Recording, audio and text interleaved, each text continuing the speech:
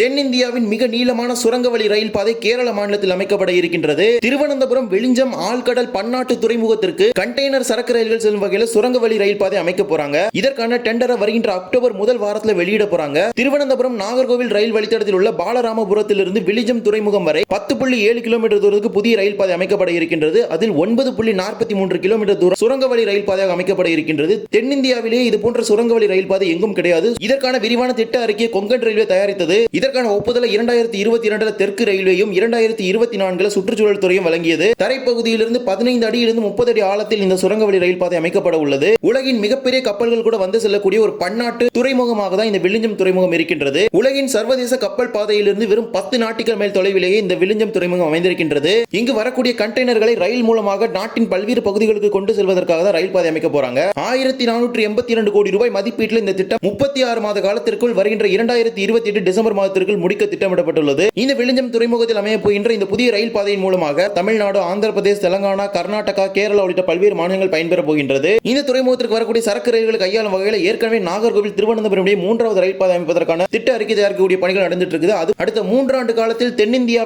மிக நீளமான சுரங்கவழி ரயில் பாதை கண்டெய்னர் ரயில்களுக்கான போக்குவரத்திற்காக வர இருக்கின்றது. இதற்கான திட்டமிடலையும் இதற்கான பணிகளையும் கொங்கன் ரயில்வே தான் மேற்கொள்ள போறாங்க.